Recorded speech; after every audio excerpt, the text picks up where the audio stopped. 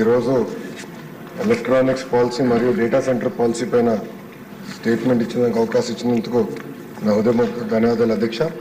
2014లో ఆంధ్ర రాష్ట్ర విభజన జరిగింది అధ్యక్ష. ఆంధ్ర రాష్ట్ర విభజన అనేది ఆంధ్రులు కోరుకుంది కాదు. ఆనాడు పెద్ద ఎత్తున ఆందోళన జరిగింది. అందరం కలిసికట్టుగా 62 సంవత్సరాలు హైదరాబాద్ని అభివృద్ధి చేశాం. ఇప్పుడు మన పరిస్థితి ఎలా ఉంటుంది, రాబోయే తరాల పరిస్థితి ఏంటి, పిల్లల ఉద్యోగాలు ఉపాధి పరిస్థితి ఏంటి అని అంటున్న పెద్ద ఎత్తున ఆందోళన జరిగినాయి అధ్యక్ష.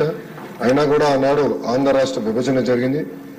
విభజన నుంచి మనం కోలుకునే సమయంలో ప్రత్యేకంగా ఒకే రాష్ట్రం ఒకే రాజధాని కానీ అభివృద్ధి వికేంద్రీకరణ జరగాలనేది చంద్రబాబు నాయుడు గారి నాయకత్వంలో ఆనాడు ఒక నిర్ణయం తీసుకుంటాం జరిగింది అధ్యక్ష. మనం ఒక్కసారి చూస్తే మనందరి సభ్యులందరికీ ఒకసారి గుర్తు చేస్తున్నాం. ప్రత్యేకంగా ఉమ్మడి అనంతపూర్ జిల్లా ఆటోమోటివ్ క్యాపిటల్ గా, ఉమ్మడి కర్నూలు జిల్లా రెన్యూబుల్ ఎనర్జీ క్యాపిటల్ గా, చిత్తూరు కడప జిల్లా వచ్చేగల ఎలక్ట్రానిక్స్ క్యాపిటల్ గా, నెల్లూరు జిల్లా డైవర్సిఫైడ్ ఇండస్ట్రీస్ క్యాపిటల్ గా, అదేవిధంగా ప్రకాశం వచ్చేసి ఆనాడు పేపర్ మ్యానుఫ్యాక్చరింగ్, అదేవిధంగా ఇది బయోఫ్యూల్స్ హబ్ గా, ఇంకా కృష్ణా గుంటూరుకు వచ్చేగల రాజధాని ఎటుగా ఉంది, అదేవిధంగా ఉభయ గోదావరి జిల్లా వచ్చేగల petrochemicals, port led economy, aqua hub గా తీర్చిదిద్దాం. ఉత్తరాంధ్రకు వచ్చేగల pharma, medical devices manufacturing, IT hub గా ఆనాడు గౌరవ ముఖ్యమంత్రి గారు చాలా స్పష్టంగా అమరావతి ఒకే రాజధాని ఉంటుందని చెప్పేటప్పుడు చాలా స్పష్టంగా అభివృద్ధి వికేంద్రీకరణ గురించి కూడా మాట్లాడటం జరిగింది అధ్యక్ష. దాంట్లో భాగంగా మీరు చూస్తే అధ్యక్ష 2014 నుంచి 19 మధ్యన పెద్ద ఎత్తున ఆనాడు ఐటీ పాలసీలు తీసుకొచ్చాం. ప్రత్యేకంగా ఎలక్ట్రానిక్స్కి వచ్చేగల తిరుపతి అదేవిధంగా కడపని కేంద్రంగా పెట్టి ఆనాడు పెద్ద ఎత్తున ఎలక్ట్రానిక్స్ మ్యానుఫ్యాక్చరింగ్ పరిశ్రమలు కూడా తీసుకొస్తాం జరిగింది అధ్యక్ష. ఒక్కసారిగానే మనం చూస్తే ఆ 5 సంవత్సరాల అధ్యక్ష దాదాపు 53 కంపెనీలు, 15,000 కోట్ల పెట్టుబడి, 97,226 మందికి ఉద్యోగాలు కల్పించడానికి ఒప్పందం ఆనాడు కుదిరించుకుంటాం జరిగింది అధ్యక్ష. దాంట్లో భాగంగా అధ్యక్ష 2014 వచ్చేగల భారతదేశంలో మీరు చూస్తే సెల్ ఫోన్లు తయారవుతే ఆంధ్ర రాష్ట్రంలో 0 ఫోన్లు తయారయ్యేది అధ్యక్ష. అదే చంద్రబాబు నాయుడు గారి నాయకత్వంలో 5 సంవత్సరాలు భారతదేశంలోని 25% సెల్ ఫోన్లు ఆంధ్ర రాష్ట్రంలో ఆనాడు తయారయ్యే పరిస్థితికి తీసుకొచ్చాం అధ్యక్ష. ఒక ఫాక్స్కాన్, సెల్కాన్, డిక్సన్, టీసీఎల్, అదేవిధంగా Sunny optics, pox link, Daikin ఇట్లా అనేక పరిశ్రమలు ఆనాడు తీసుకొచ్చాం అధ్యక్ష. గౌరవ ముఖ్యమంత్రి గారు ఆనాడు మంత్రివర్గంలోనే ఉన్నారు అధ్యక్ష.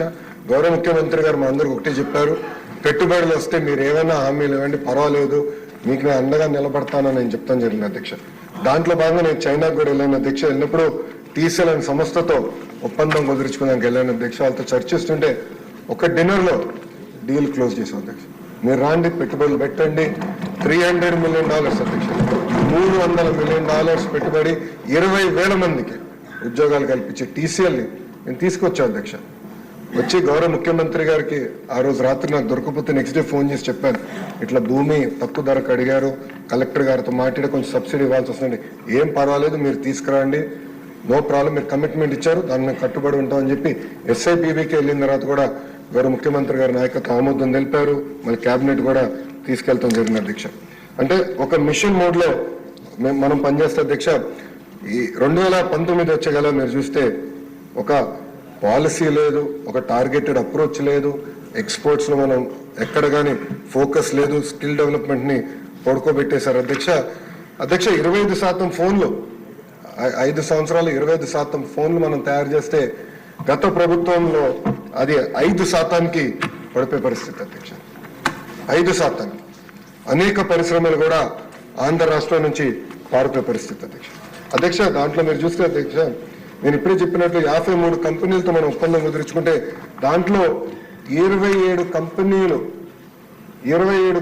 అధ్యక్ష మన రాష్ట్రం నుంచి పక్క రాష్ట్రానికి పారిపోయినాయి అధ్యక్ష. ఒక ఉదాహరణ ఇస్తాను అధ్యక్ష.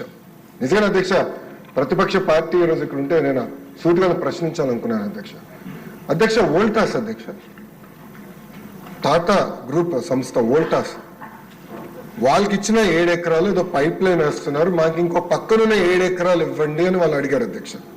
వాళ్ళ ఆనాడు పెట్టుబడి 1,200 కోట్ల రూపాయలు, సుమారుగా 2,000 మందికి ఉద్యోగాలు అధ్యక్ష. ఆ 7 ఎకరాలు ఇవ్వనందుకు వాళ్ళు తమిళనాడుకి వెళ్ళిపోయారు అధ్యక్ష. ఇంకో పక్కన అధ్యక్ష మైక్రోమాక్స్ అధ్యక్ష పట్టించుకోలేదు. జిఎం మాడ్యులర్ ఇప్పుడు మనం పెద్ద పెద్ద యాడ్లు చూస్తున్నాం, switch board company, Andhra company, ఆనాడు 133 కోట్ల పెట్టుబడి 2230 మందికి ఉద్యోగాలు కల్పించే కంపెనీ కూడా ఈ రోజు తెలంగాణకు పంపించారు అధ్యక్ష. అధ్యక్ష మనం గతంలో చూసాం, ఏం తప్పు చేయని అమర్ రాజా బ్యాటరీ పైన ఎలా రేట్లు చేశాం, పొల్యూషన్ రేట్లు, అదేవిధంగా మన లేబర్ రేట్లు, అన్ని రకాలుగా ఇబ్బంది పెట్టారు అధ్యక్ష. అమర్ రాజా బ్యాటరీ ఈ రోజు ఆంధ్ర రాష్ట్రం హైయెస్ట్ ట్యాక్స్ పేయింగ్ కంపెనీ అధ్యక్ష. అలాంటి కంపెనీని కూడా తీసుకెళ్లి తెలంగాణకు పంపించే పరిస్థితి గత ప్రభుత్వం తీసుకొచ్చిన అధ్యక్ష. అంతేకాదు అధ్యక్ష, గతంలో శ్రీకాళహస్తిలో ఒక ఎమ్మెల్యే ఉన్నాడు అధ్యక్ష. అతను టీసీఎల్ సంస్థకు చెందిన బడాచోర్ నేను పాదయాత్ర యోగలం పాదయాత్రలో పేరు పెట్టాను అధ్యక్ష. అధ్యక్ష ఆయన చైనా సంస్థ టీసీఎల్ సంస్థకు చెందిన ఒక చైనీస్ ఎంప్లాయీని భోజనానికి పిలుస్తున్నాను పిలిచి బయట నుంచి తలుపు లాకేసి వెళ్ళిపోయాడు అధ్యక్ష. ఎందుకంటే క్యాంటీన్ కాంట్రాక్ట్ ఆయన కావాలంట, వెహికల్ కాంట్రాక్ట్ ఆయన కావాలంట అధ్యక్ష. ఇది కేంద్ర ప్రభుత్వానికి వెళ్ళింది అధ్యక్ష. కేంద్ర ప్రభుత్వానికి వెళ్ళి ప్రధానమంత్రి ఆఫీస్ దగ్గర నుంచి డైరెక్ట్ గా ముఖ్యమంత్రి గారి కార్యాలయానికి ఫోన్ వచ్చిన తర్వాత వాళ్ళు వదిలిపెట్టే పరిస్థితి అధ్యక్ష. ఇంతేకాదు అధ్యక్ష, నేను గతంలో ఐటీ గురించి మాట్లాడేటప్పుడు కూడా చెప్పాను. టీసీఎల్ సంస్థ కష్టపడి మన ప్రభుత్వం గతంలో తీసుకొస్తే అధ్యక్ష, గత అధికారులు కానీ మంత్రులు టీసీఎల్ వస్తే కూర్చోబెట్టి లోకేష్ కి మీరు ఎంత వాటా ఇచ్చారని అడిగారు అధ్యక్ష.